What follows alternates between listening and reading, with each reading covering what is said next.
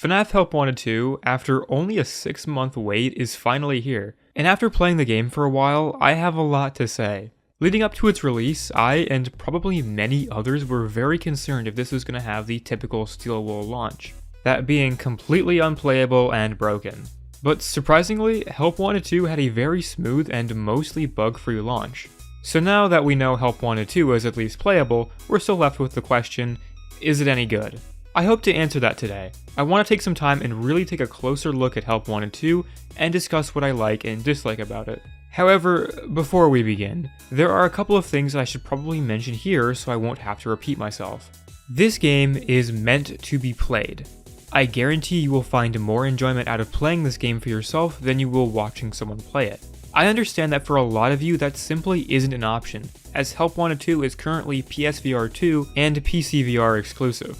For that reason, if you have the ability to play it, I would highly recommend you do so. Finally, Help Wanted 2 isn't that scary, which is another reason that I would recommend you play this instead of watching someone else. I believe that now, more than ever, regardless of the hardware restrictions, that this is a game accessible to pretty much anyone. Because it's not as scary as previous entries, there's more to enjoy for a casual player, while still offering some pretty intense horror for the more seasoned series veterans. I think that in itself makes Help Wanted 2 better than most games in the series. Games should be more inclusive than exclusive, and that's hard to do especially with horror games. There's such a small demographic of people who actually play horror games for the horror, and not the countless other reasons, and I believe that this is the first time that the series is actually balancing itself out with these. Toning it back for a more fun celebration of what the series has become and paying respects to its history is one of the best moves Steel Wool could have made. Alright, enough of my yapping, let's talk about Help Wanted 2. Upon booting up the game, a small title animation will play with some of the animatronics surrounding a table. The lights flicker and they disappear. A couple seconds later, the lights come back to reveal that they've gotten closer. Not even gonna lie, this actually startled me way too hard the first time. This is a really cool menu, and it shows how much Steel Wool has improved their style when it comes to presentation. This menu has infinitely more personality than Help Wanted 1 did. While its menu is definitely not bad by any means, just watching the two back to back, you can tell which one the devs had more fun making. Pressing New Game loads up an orientation video where Fazbear Entertainment actually takes responsibility for once and acknowledges the fact that they've neglected any basic decency on the job in the past. Anyway, we accept their new and very much improved work experience and start our first day. This is the main area of Help Wanted 2, so let's take some time to get used to it. We're in the Pizzeria Simulator building, where even though it looks empty, it still has some life to it, which I believe is the first time in the series we've actually seen this. In front of you, there's a computer which serves as this game's level selector in the form of an almost Windows 98 inspired interface. On your left, there's a small tray with a coin. Nice. Help Wanted 2 also introduces a new way of moving around the building. By moving the left thumbstick forward and pointing at some of the other points around the building, you can teleport to them. It's actually surprising how simple of a change this was to make the game feel more interacted than in Help Wanted 1, where there was a button to go to the prize counter. Moving in front of the computer, you'll teleport to the stage, which serves as a gallery for the animatronics. You can unlock them by beating certain minigames. Really cool to finally have one after it was scrapped entirely from Security Breach. To the right of the stage, there's a door with a conduit puzzle from FNAF Ruin. I'm sure it'll be important. Behind that is a prize dispenser with a coin inside. There are many other spots in the map that serve a little purpose, so I'll go over them briefly. You have the food bar, another door on the opposite side of the stage, a dollar to coin dispenser, and my personal favorite, the Mystic Hippo, a PSVR 2 exclusive. That's right, you can't even play it unless you have a PS5 and a PSVR 2. Alright, so now that we're familiar with our environment, we should probably talk about the minigames. On the computer, in separate folders, are a series of files which are the minigames. By clicking on one of the files, it'll allow you to enter a small tutorial before you start, which I'll say is super nice considering that before in Help Wanted 1, you were just kind of thrown in and expected to figure it out. I mean, there's nothing wrong with that approach, but it felt like it was at times artificially forcing jump scares, which is kind of lame if you ask me. The series is already pretty scary, not to mention it's at its scariest in VR, so the fact that they still tried to squeeze as much horror into a short time really felt off-putting. It made each jump scare following the first couple infinitely less scary by proxy. Wait, where was I? Oh, right. The tutorials are very nice and don't take that long to get through. They're also built into the level, which is nice, so when you go to start the minigame again on a replay, you don't have to sit through the explanation. I'm going to talk about each of the unique minigames.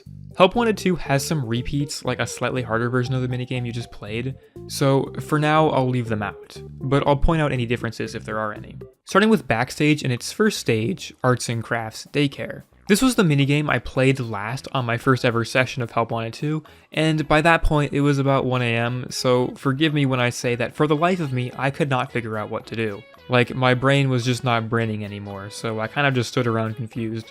What you're supposed to do is match the art on the monitor to your right by using this dart gun and shooting the materials you need to make it. There are 3 rounds of this, one with just a painting, one with a paper pal, and the final being a paper pal you also need to paint. After you finish one of these, it needs to be reviewed by Sun, who will promptly shred it. Which I thought was hilarious the first time, until after I made the paper pal and then just got sad.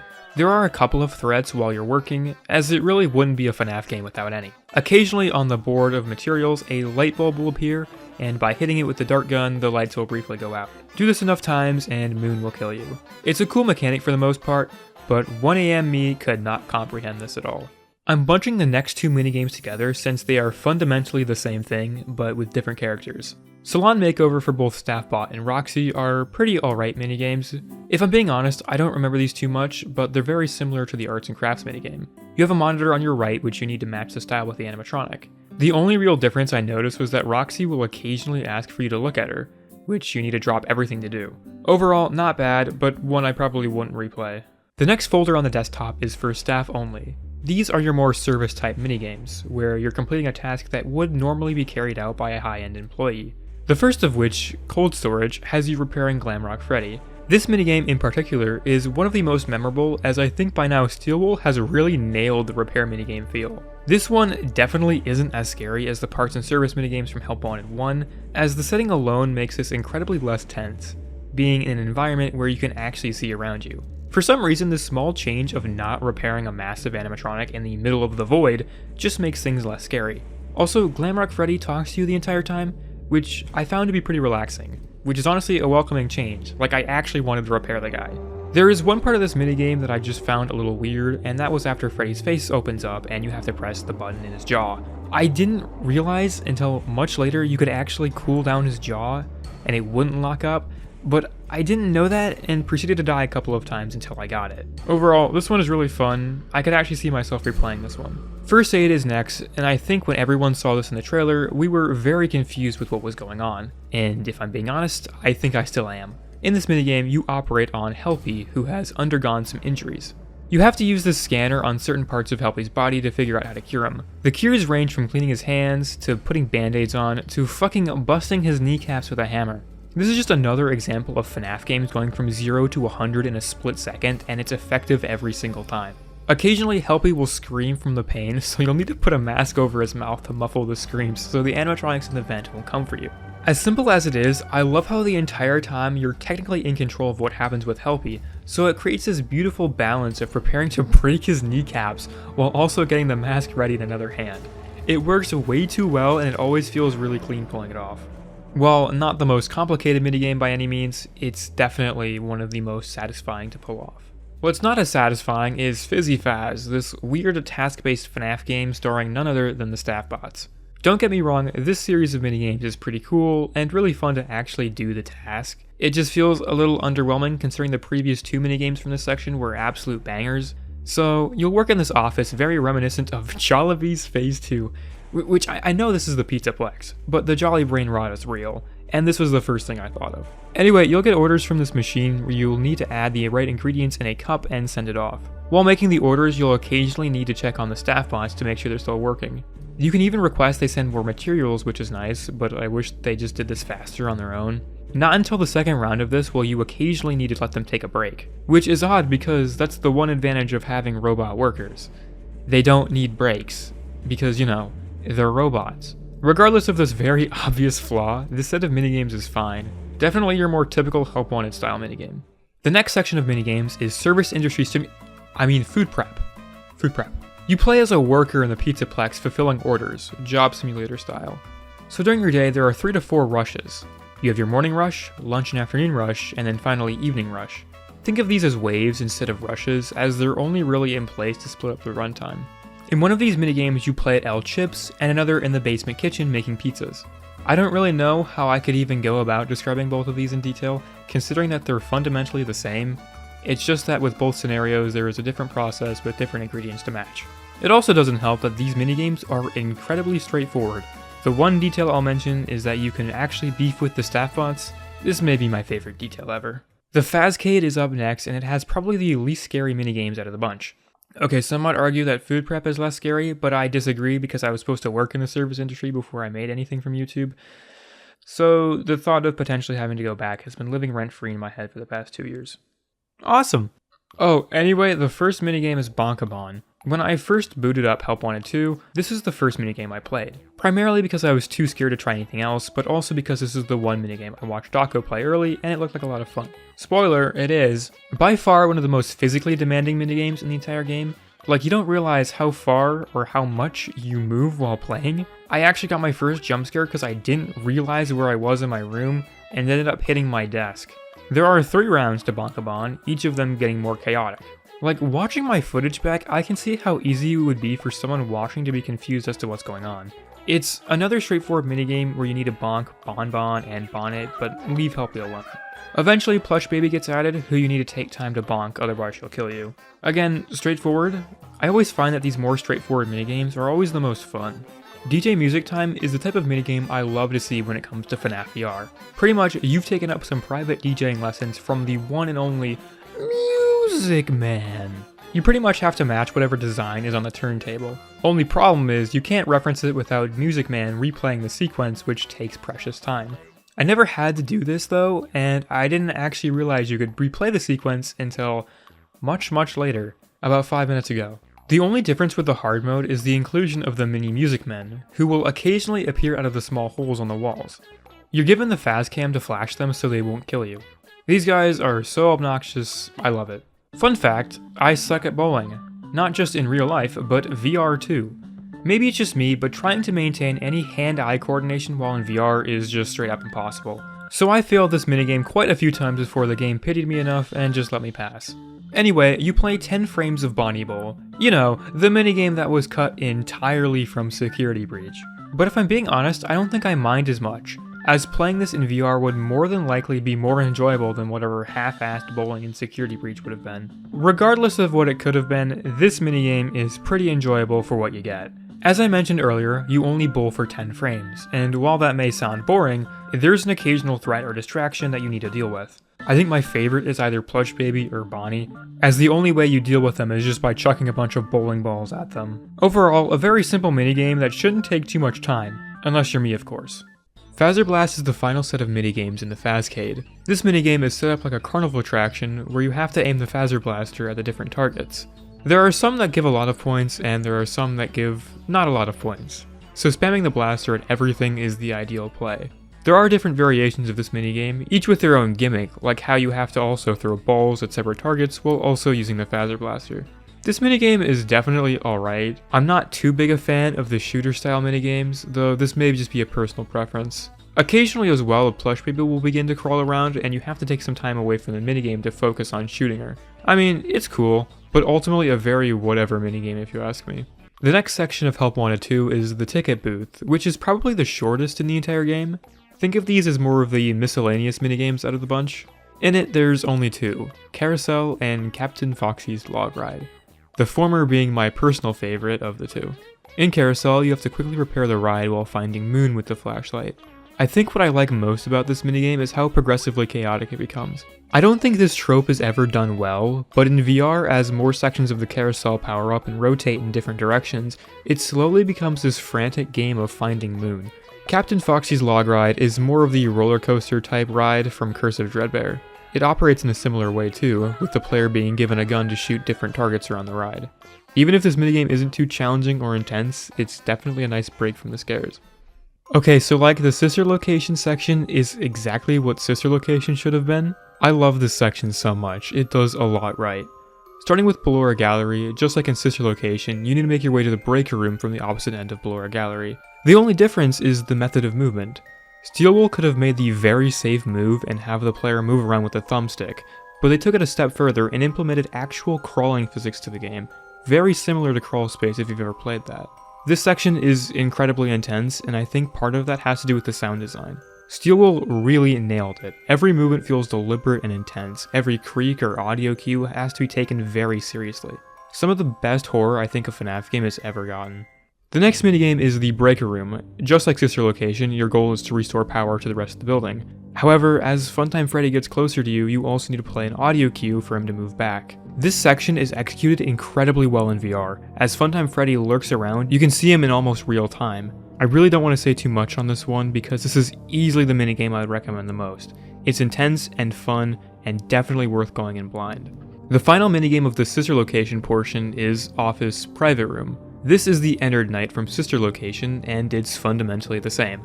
The only difference is you no longer have to rely on audio cues, but you can also use the visual cues of Ennard wandering around. It feels like a more fleshed out experience compared to the one in base Sister Location, and for that reason alone it's better. Again, not too much to say. If you've played or at least are familiar with the Click Team variant, this one is no different.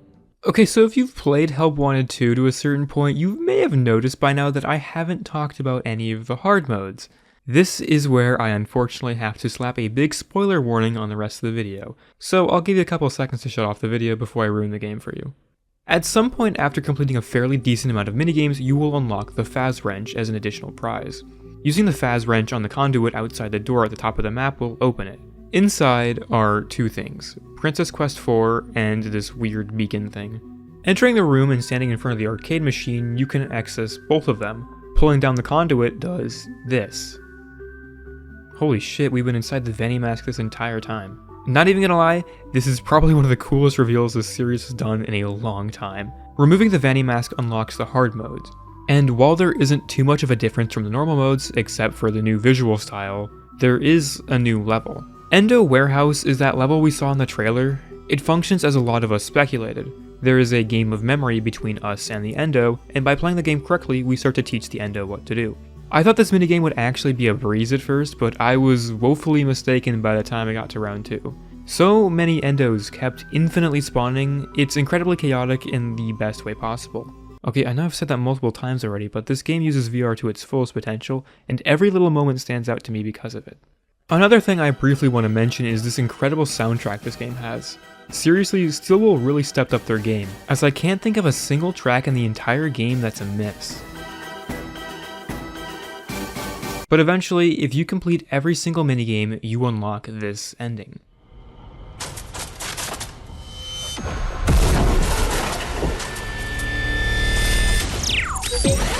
Take a mask. Take a mask.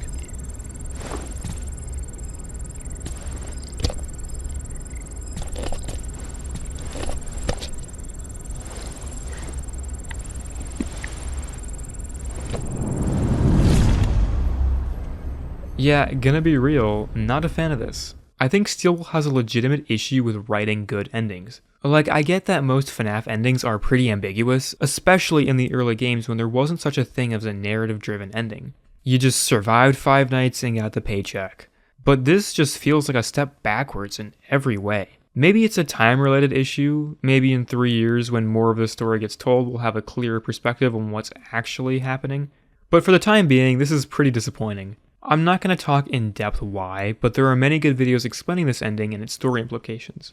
I am in no way knowledgeable enough to talk lore, so I'll leave it there. And that was Help Wanted 2. Going in, I wasn't expecting a lot, and to be honest, I don't think you can blame me all that much. The previous Steelwool FNAF entries haven't been to the highest of quality. I was definitely apprehensive that Help Wanted 2 would fall into this same trap. But thankfully my assumptions were quickly disproven, as Help Wanted 2 is by far one of the best FNAF games in the series. And I really mean that. I think I've done a pretty good job over the past few years preaching gameplay over everything else. I believe that if you're going to make an effort to make a game, the game itself should be your priority.